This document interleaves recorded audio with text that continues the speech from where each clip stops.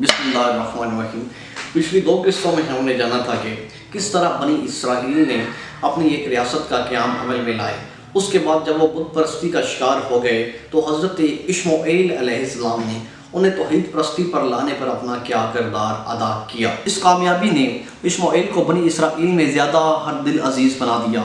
یکا یک بنی اسرائیل کو اپنی قوم میں شاہی شان و شوکت پیدا کرنے کا خیال پیدا ہوا۔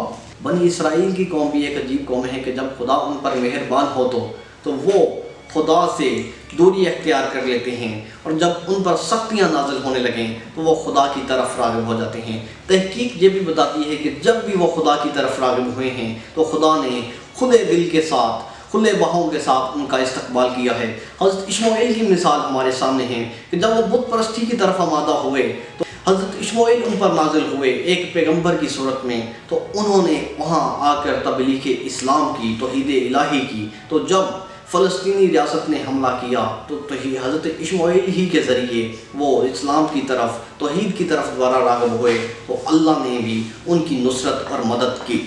جب بنی اسرائیل کو بادشاہی نظام بنانے کا شوق پیدا ہوا تو حضرت اشمعیل علیہ السلام اپنے لوگوں کے ساتھ اکٹھے ہوئے اور بادشاہ کا انتخاب کرنے کے لیے آمادہ ہوئے۔ اسی دوران طالوت علیہ السلام کا وہاں سے گزر ہوا۔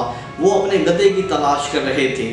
ہو سکتا ہے کہ حضرت اشمعیل علیہ السلام پر کوئی وحی نازل ہوئی ہو، لیکن تحقیق اس بارے میں کچھ نہیں بتاتی۔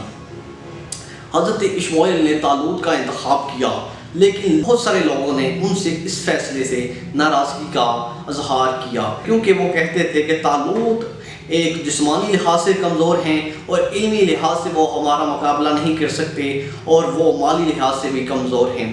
حضرت اشمعیل علیہ السلام نے ان کا جواب یوں دیا کہ وہ کہتے تھے کہ اگر تم علمی لحاظ سے طالوت کا مقابلہ کرنا چاہو تو کر سکتے ہو کہ یہ تم سے زیادہ عالم ہیں، اور اگر جسمانی لحاظ سے تم اس کا مقابلہ کرنا چاہو تو کر سکتے ہیں کہ وہ تم سے زیادہ صحت مند اور چست ہیں، اور جہاں تک مال و دولت کی بات ہے وہ اللہ جسے چاہے عطا کرے اور جسے چاہے عطا نہ کرے۔ ان سارے فیصلوں کو مد نظر رکھتے ہوئے حضرت اشمعیل کی بات پر سب قوم نے لبیک کہا۔ ہو سکتا ہے کہ بہت سارے اس فیصلے سے اتفاق نہ کرتے ہوں، لیکن اکثریت کی رائے کو سامنے رکھتے ہوئے انہوں نے حضرت اشمعیل کے فیصلے کو تسلیم کیا، اور طالوت نے بادشاہ بننے کا اعلان کیا اور سب قوم نے اسے تسلیم کیا۔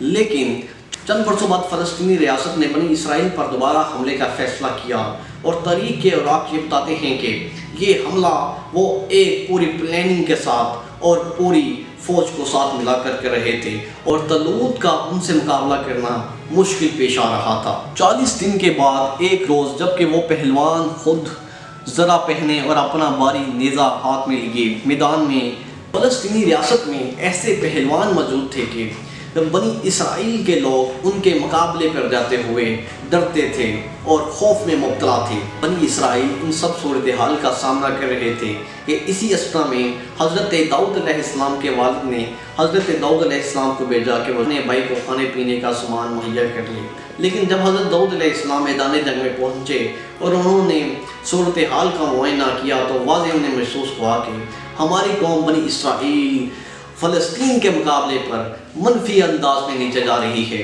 داؤد کو سپاہیوں سے باتیں کرتے دیکھ کے بڑا بھائی قریب آیا اور ضد کے کہنے لگا، جاؤ اپنی بیریں چراؤ، یہاں کھیلنے اور تماشا دیکھنے سے کیا حاصل ہے۔ مگر داؤد گھر جانے کے بدلے بادشاہ طالوت کے سامنے گئے اور کہا، میں اس فلسطینی کے مقابلے پر جاتا ہوں۔ طالوت نے صورت دیکھی اور کہا، تم بچے ہو۔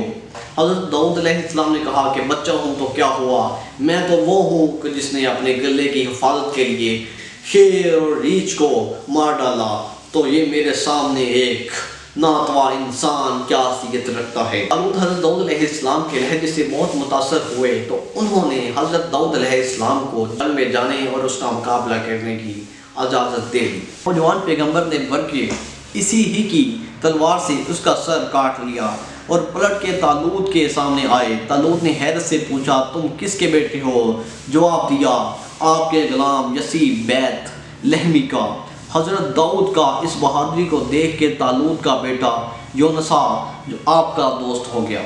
اسی کے ساتھ ساتھ طالوت نے یہ دیکھا کہ بنی اسرائیل میں حضرت داؤد علیہ السلام کی مقبولیت میں روز بہ روز اضافہ ہوتا جا رہا ہے۔ تو اس کے دل ہی دل میں حضرت داؤد علیہ السلام کے خلاف ایک ابتدا میں تو حضرت داؤد کی معجز نمائی نے طالوت کے حسد پر پانی ڈال دیا، لیکن اس پر بھی بادشاہ کے دل کا جوش مخالف غالب آیا۔ اس نے 2 دفعہ جان لینے کی کوشش کی اور دونوں دفعہ آپ کو تائید الہی حاصل ہوئی اور آپ اپنی جان بچانے میں کامیاب ہوئے، کیونکہ طالوت نے میدان جنگ میں یہ وعدہ کر رکھا تھا کہ جو کوئی فلسطینی قوم کے مقابلے پر فتح حاصل کرے گا میں اسے اپنی بڑی بیٹی کا رشتہ عطا کروں گا، لیکن اس نے حضرت داؤد کو اپنی بیٹی کا رشتہ دینے سے انکار کیا۔ مگر قوم کی عام ناراضگی کو دیکھ کے طالوت سے اس کے سوا اور کوئی تدبیر نہ بن پڑی کہ اپنی دوسری بیٹی بیکل کا ہاتھ آپ کے ہاتھ میں دے دیا۔ تو اب دماد بنانے کے بعد وہ پہلے سے بھی زیادہ آپ کا دشمن ہو گیا اور آپ کی قتل کی تدبیریں کرنے کے در پر تھا، لیکن خدا کو کچھ اور ہی منظور تھا۔ آخر طالوت اور حضرت داؤد کی مخالفت نے فلسطینیوں کو پھر حملہ آوری کا موقع دیا اور ایک زبردست لشکر لے کر وہ چر آئے، شہر کو مرغوب کیا اور خون ریزی کا پھر سے آغاز ہوا۔ کی بار طالوت کو کوئی بند نہیں پڑتا تھا کہ وہ اپنی جان کیسے بچائے۔ فلسطینی لشکر طالوت کے قلعے کے باہر آ کر کھڑا ہو گیا اور طالوت کو اپنی جان کی فکر ہونے لگی۔ جب طالوت نے اپنی طرف فوجیں بڑھتی ہوئی دیکھی تو اسے اپنی جان بھی خطرے میں نظر آئی۔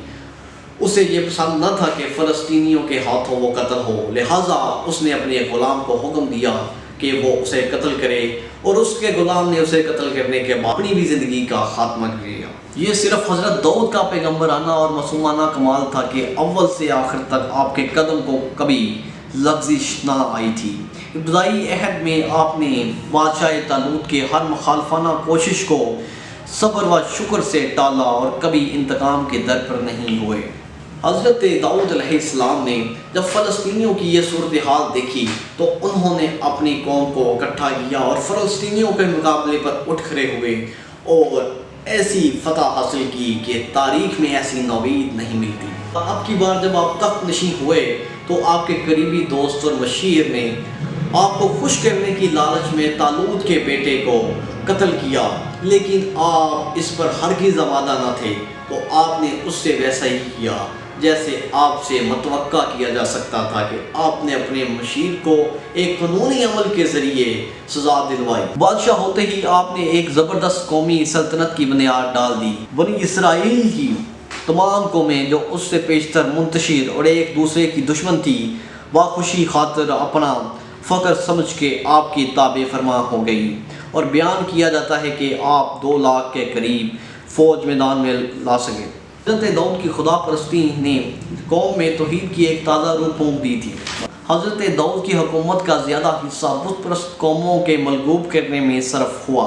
جب حضرت داؤد علیہ السلام اپنے علاقوں میں توحید پرستی کا پرچار کر چکے اور بت پرستوں پر قابو پا چکے تو آپ کے دل میں ایک خواہش پیدا ہوئی کہ کیوں نہ کہ ایک ایسی محبت، ایک ایسی جگہ قائم کی جائے کہ جو توحید کی علامت سمجھی جائے۔ لیکن افسوس کی بات یہ ہے کہ حضرت داؤد علیہ السلام اس جگہ کو اپنے دور حکومت میں مکمل تعمیر نہ کروا سکے اور اپنے خالق حقیقی سے جا ملے، لیکن ملنے سے پہلے انہوں نے اپنے بیٹے حضرت سلیمان علیہ السلام سے یہ وصیت کی کہ وہ ان کی رائے کے مطابق ایک ایسا محبت الہی تعمیر کروائیں جو توحید کی شان سمجھا جاتا ہو۔ اگلے ایپیسوڈ میں ہم حضرت سلیمان علیہ السلام کے دور حکومت کے بارے میں جانیں گے کہ حضرت داؤد کی وصیت کے مطابق حضرت سلیمان علیہ السلام نے کیسا محبت الہی قائم کیا۔